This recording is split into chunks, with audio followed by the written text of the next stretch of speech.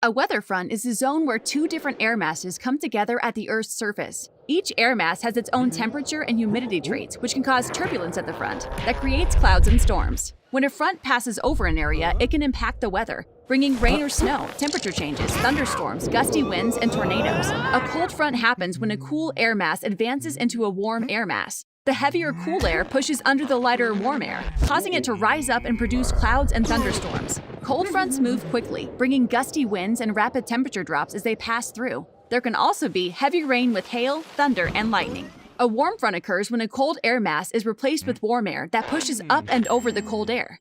Warm fronts move more slowly than cold fronts because the cold, dense air is tougher to push over. Warm fronts bring humid, moist air, increased temperatures, and light precipitation. Fronts move across the Earth's surface over several days, guided by high winds like jet streams, and their path can be changed by landforms, such as mountain ranges.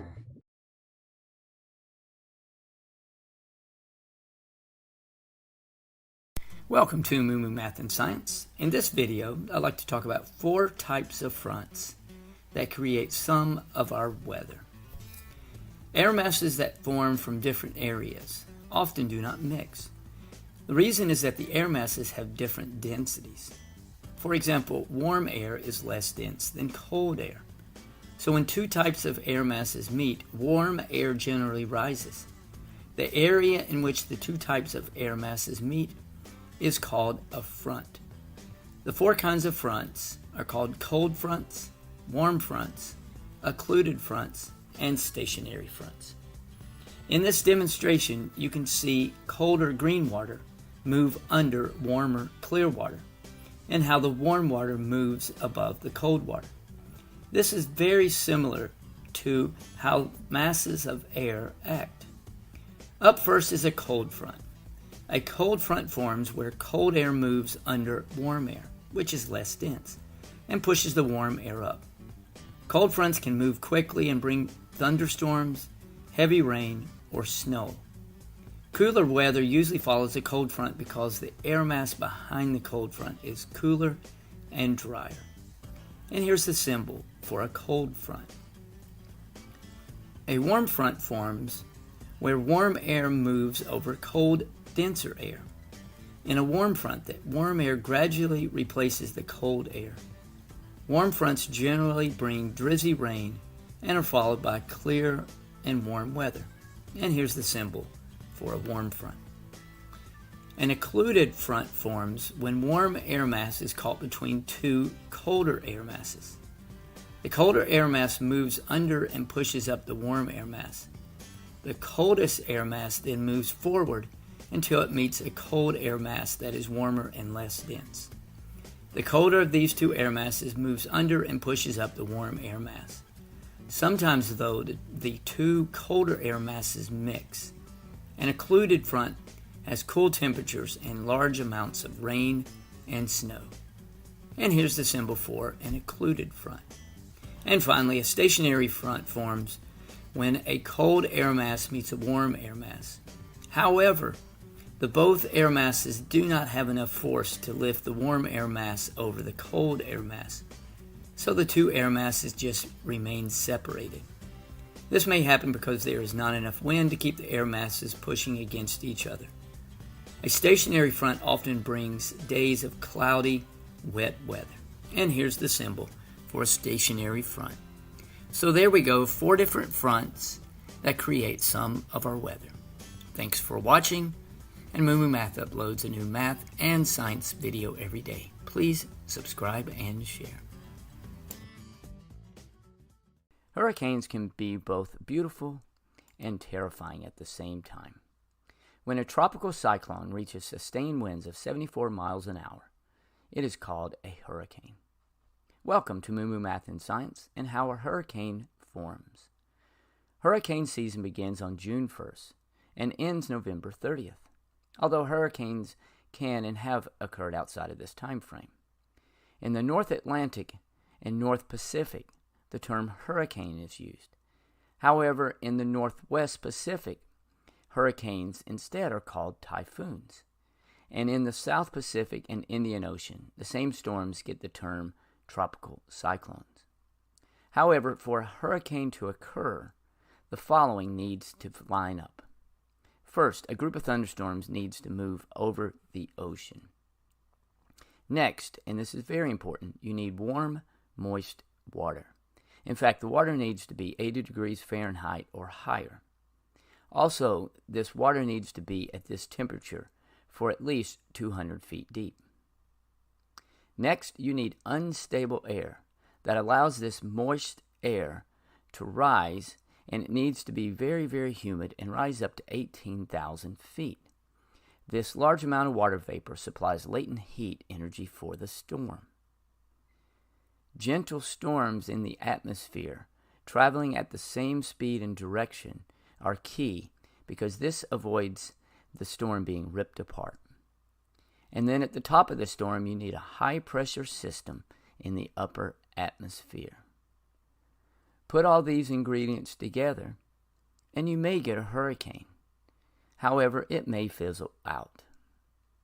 Storms that form north of the equator spin counterclockwise, and storms south of the equator spin clockwise.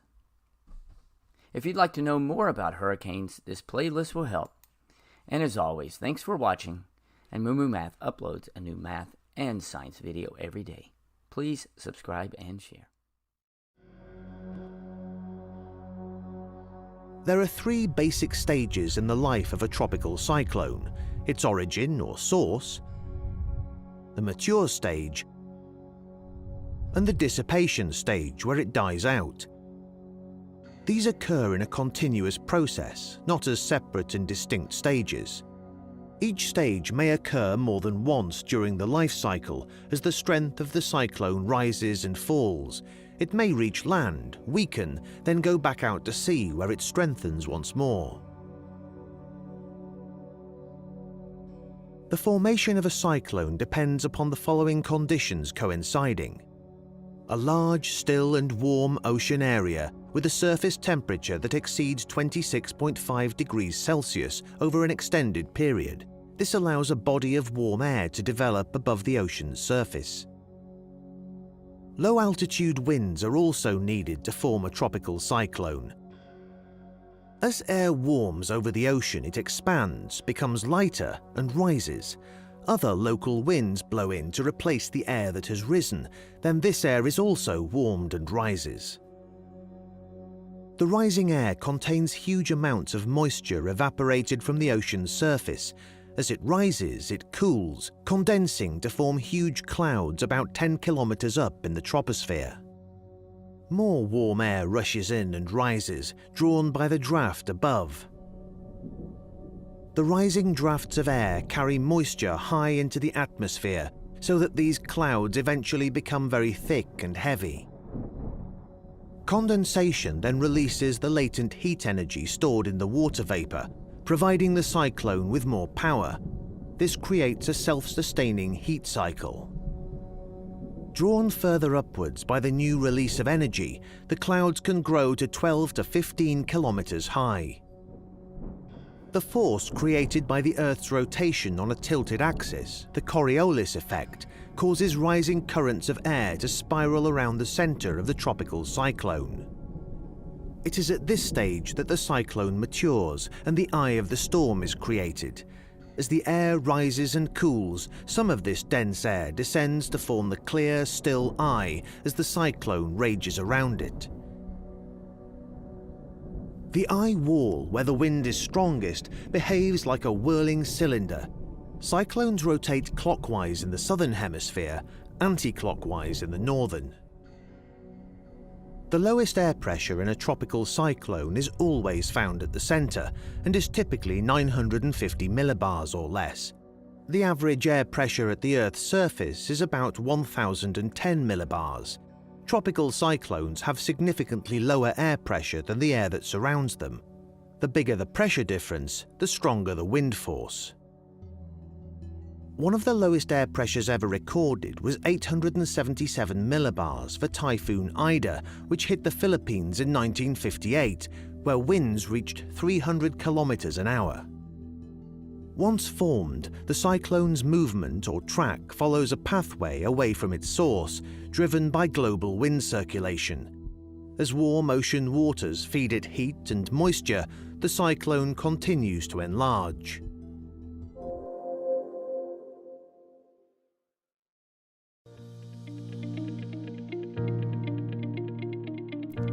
Hurricanes are very large and intense storms. But where do these giant storms come from? A hurricane starts with the warm water found near the equator. Hurricanes typically only form in tropical regions where the ocean is at least 80 degrees Fahrenheit. These warm waters evaporate, creating warm, moist air which acts as fuel for the storm. Wind is also needed for a hurricane to form. Many hurricanes in the United States are caused by winds blowing across the Atlantic Ocean from Africa. This wind causes even more of the warm water to evaporate into the air. The warm, moist air then rises high into the atmosphere, where it begins to cool. Way up there, the water vapor condenses back into liquid water droplets.